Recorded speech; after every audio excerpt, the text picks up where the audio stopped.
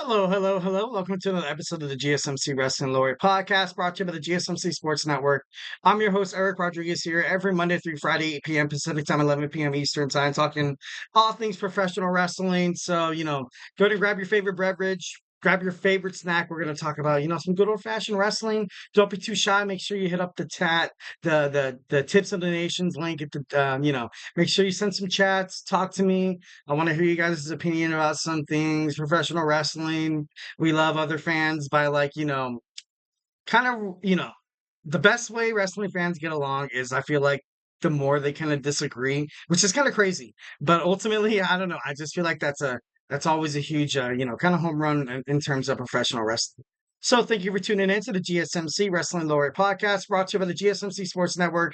We have a great show for you today. On tap today, we have our WWE NXT review. We have our AEW Dynamite preview. We also have power rankings in the men's first, segment 3. Segment 4, we talk about the women's power rankings. And, last but not least, definitely not least, our segment 5, we're going to talk about wrestling surrounding the professional wrestling, wrestling news surrounding the professional wrestling, industry. So yeah, let's dig on into it. But before we move on, I want to remind you guys to use the tips and donations link at the GSMCpodcast.net.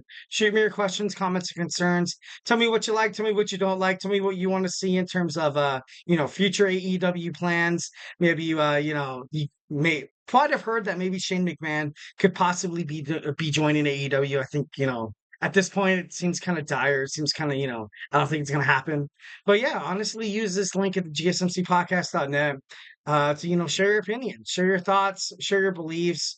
This show's a hell of a lot better with a lot of audience engagement. Other than that, I'm just rambling on for an idiot, as an idiot, for minutes on minutes. I'm just kidding. No, just kidding. But once again, the link is at the GSMCpodcast.net.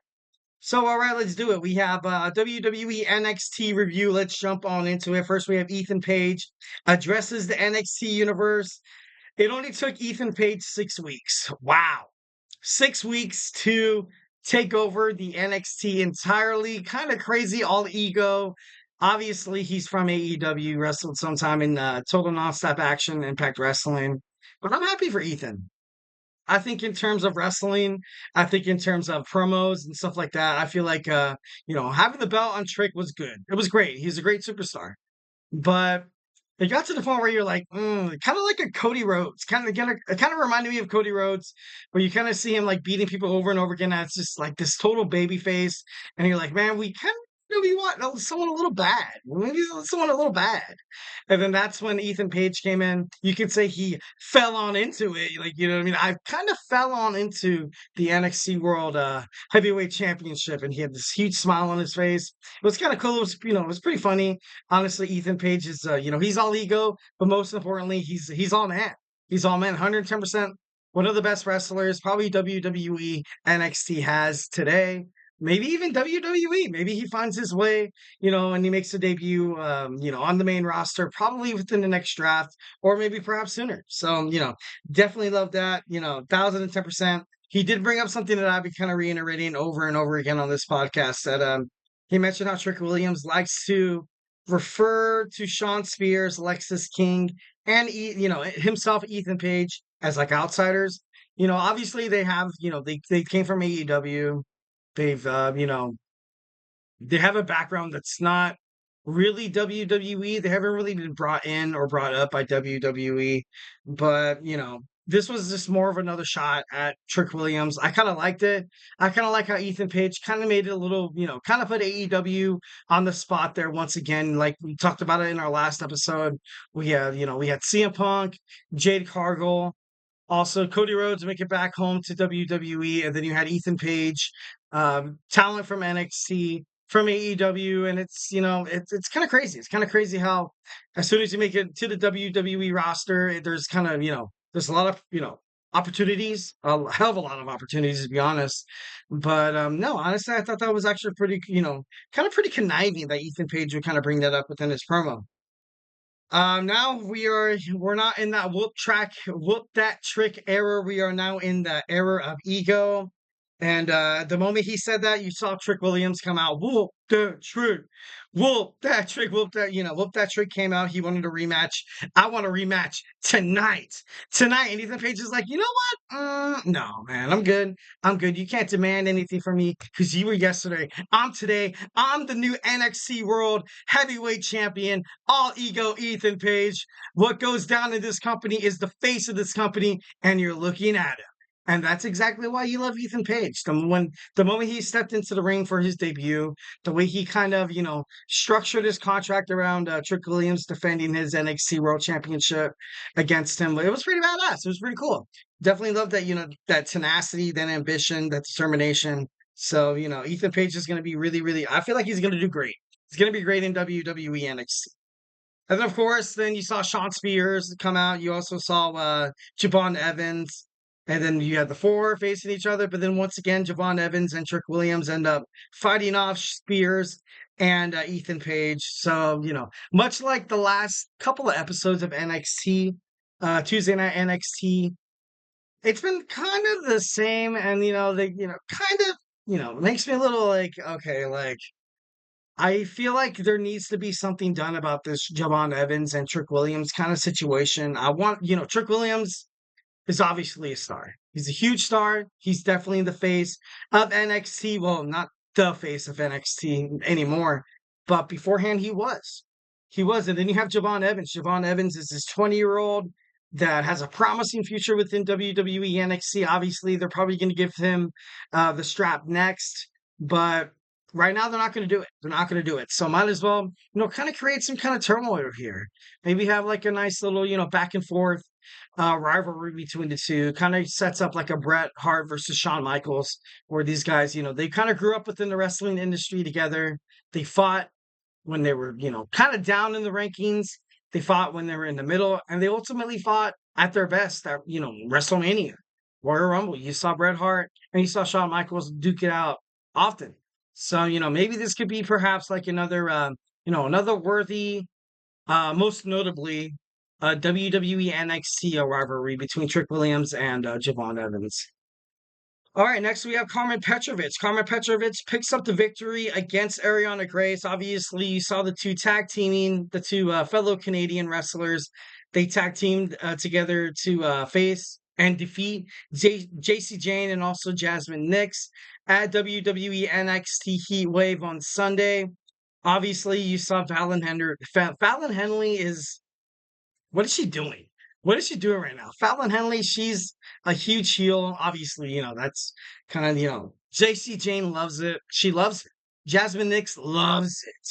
So you have Nix, you have Jane, and now you have Fallon Henley. That's going to be like, top three dogs right now on WWE NXT. Should be interesting to find out what happens with that. Next, you see Brooks Jensen. Brooks Jensen sitting in the office. Basically, Ava, the general manager of WWE NXT, saying to Brooks, like, hey man, like I honestly didn't want to bring you back because of everything you pulled, all the BS you pulled, man. What the hell were you thinking? It's like, oh man, I wasn't thinking. I swear to God, if I get a second chance, and then Ava granted him his second chance, as well as Shawn Michaels as well. But Brooks Jensen still on thin ice. Obviously, later on in the in the not pay-per-view, later on in the show, you kind of saw it kind of blow up in Ava's face. But pretty crazy, pretty interesting. Next, we have the NXT Heritage Cup Championship match between Alexis King and Tony D'Angelo, the dawn of WWE NXT. You saw D'Angelo pick up the first fall, and then you saw King follow it up with the second fall, and then you saw the Dawn retain the WWE NXT Heritage Cup Championship, which are kind of, I thought that was going to happen. You really don't see where Alexis King kind of really has any leverage in his character or like with his story development to kind of have that Heritage Cup. He was all by himself. Obviously, he did not have anyone in his corner. When he pinned Tony D'Angelo, the fans, the audience, they were like, oh, like this guy's gonna actually make it a match. But in reality, you're like, dude, like we all know what's gonna happen. We all know what's going to happen. Alexis King is nowhere near the talent level of Tony D'Angelo. Alexis King, although he recently beat Dante Chen in a samurai match, no, a kendo stick match. It was a kendo stick match. kind of crazy. It was kind of cool. Obviously, momentum anywhere in terms of professional wrestling is, pivotal. But I just don't see how Lexus King becomes bigger than he actually is right now in WWE NXT. Obviously, that's my opinion, 1,010%. If you have anything different from that, hit up the chat section. Tell me how you feel. But, right now, I feel like Lexus King, I don't know, it's time for him to kind of break out. So we just got done talking about Brooks Jensen. Brooks Jensen was just granted a second chance by WWE NXT General Manager Ava, and then he saw him backstage attacking Javon Evans, the young OG, which was not good. You saw Josh Briggs come out. He was like, "Dude, I stuck my neck out for you. I put my head out on a limb. I put my head out for it to be cut off, just so they give you a second chance back into this company." And then Brooks Jensen's like, "Oh, like, all cocky. He's like, oh, I didn't need that. This is on me. This is on me. This isn't about you." And, he kind of looks like an arse. Kind of looks like an arse. I don't really think Brooks Jensen, I don't see him carrying the WWE NXT World Championship. I saw him maybe go to maybe to go to Impact Wrestling TNA, but that was still kind of pushing it. But right now, I just don't see Brooks Jensen being any more successful than, his current role in WWE NXT right now. That's just, me being honest. Um, like I said, Josh Briggs advocating for Josh Brooks. Then you saw Gallus. Gallus defeats Tyson and Tyreek. Gallus honestly really, really needed this match. It got to the point where they debuted about a month ago, and they really didn't do anything. You had Joe Kofi fight with Wesley and the NXT North American champion Obafemi in a match, but besides that, didn't really prove any dividends. Besides that, you saw them attack Trick Williams a couple of times. Nothing really kind of deciphered off of that or kind of bloomed in terms of wrestling storyline for Gallus. So this match was huge. I feel like this match was really huge that Gallus was able to pick up the victory. But yeah, only time will tell what happens with Gallus. Next, you saw Wesley. Wesley came out looking depressed as hell. Thought it was going to happen. Thought ultimately it was inevitable. Thought that he was going to retire. Thought that he was going to leave the WWE NXT universe. But then, once when he started to address in his future, and he had those words coming out, he even admitted to it backstage. He was like, "Oh, it's going out there, ready to quit." You saw the Rascals from TNA Impact, his former tag team champions. They, obviously formerly known from WWE NXT. So, now it's kind of revitalized. Now you have those three guys together. There's no doubt in my mind, maybe they're the next one to challenge Nathan Frazier and Axiom for the WWE NXT World Tag Team Championships. Only time will tell. Only time will tell. And next we got Thea Hale going. She defeated Izzy Dame, which was actually pretty impressive. By submission, Thea Hale takes down the powerhouse Izzy Dame. Izzy Dame still, once again, she was featured on TNA Impact Wrestling last Thursday night. They didn't bring that up, which was, still kind of surprising. But once again, it was still kind of frustrating. I was like, I don't like that. Like, you know what I mean? If you're having a collaboration with another wrestling promotion, you still owe them the same respect that they're paying to you. You know what I mean? Next, we saw Gallus confront the Rascals. Those guys are going to go at it. And then Gallus brought up, we don't want the rest of TNA popping up. So, obviously more hidden Easter eggs within WWE NXT tonight. OTM defeated the OC. Fallon Henley versus Soruka. JC Jane and Jasmine Nix got in the mix. The main event, you saw Shawn Spears teaming up with AEW World Champion Ethan Page, taking on Trick Williams. And since Javon Evans was injured, we had a mystery partner, and it was like I thought it was going to be. Say his name and he appears. I believe in Joe Hendry. I believe in Joe Hendry.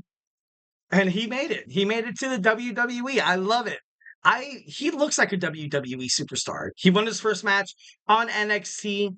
Absolutely. He's a dog. He's a dog. He could very much be Ethan Page. Ethan Page used to wrestle for TNA, a familiar foe. So Joe Hendry came in, did what he did best. You saw the fans absolutely behind him be like, we believe, we believe. We believe every single time he was in the ring and stuff like that. It was exciting. It was cool. Definitely kept me on the edge of my seat. I have not felt that excitement, from a WWE NXT episode in a long time. So I thought that was super dope, super awesome. We in the GSMC Wrestling Laureate podcast believe in Joe Hendry. We believe in Joe Hendry. All right, so now, just got done with our WWE NXT review. Now we're going to jump on into our AEW Dynamite preview. Do not go anywhere. We're going to jump on into the subject matter, talk all things, all elite as soon as we come back. So, hey, stay tuned.